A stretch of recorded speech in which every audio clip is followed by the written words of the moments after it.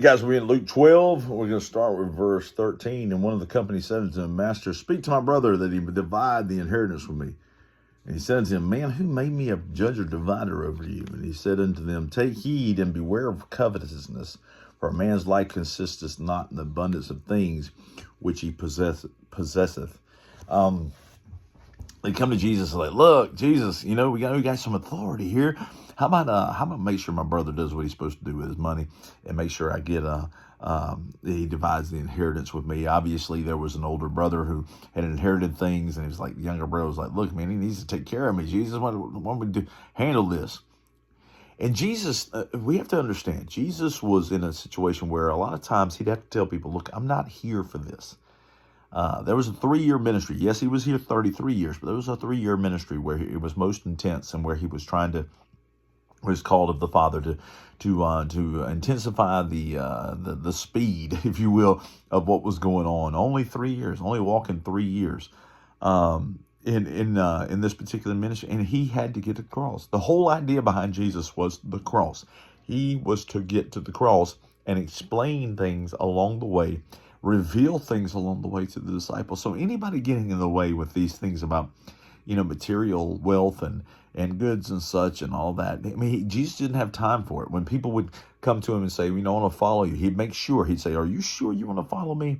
I don't even have a place to lay my head. He was just done with nonsense. And here was this person like, look, I need you to tell him to divide his inheritance. And he's like, I'm not here for that.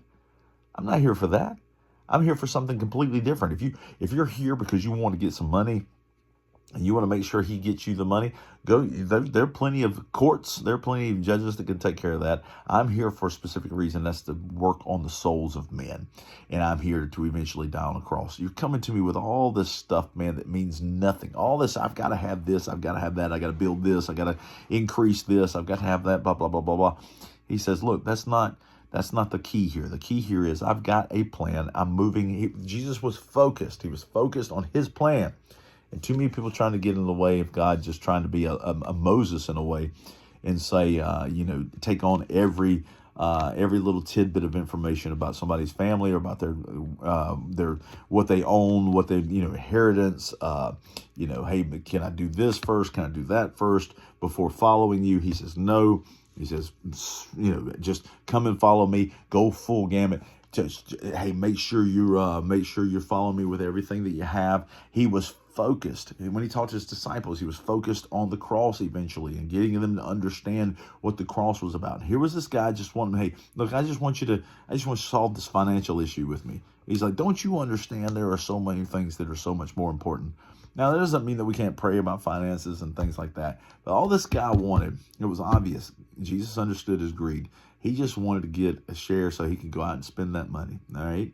He just wanted to get his. He's like, will you tell my brother to share with me? You sound like a little kid. Will you tell him to share with me? Look, you handle that in your courts. I got to get to the cross, Jesus says. All right? So that's my goal, is to get to the cross. I ain't got time for you. I can tell your heart is covetous. And I'm not interested in all that. So here's the thing, guys. Let's go before God. Let's pray to the Lord. He certainly cares about your finances. He certainly cares about those things. But remember, our first goal is, Lord, show us how to spread the gospel. Show us how to spread the gospel of a soul that is lost can be saved. Don't get caught up and all the things of this world. It's okay to save. It's okay to invest. It's okay to do all those things, to take care of your family. The Bible commands it, all of those things. But the key is, Lord, show us how to be great witnesses, and show us how to change the world for your glory. And don't get caught up in all the pettiness of this world. See you guys. Bye-bye.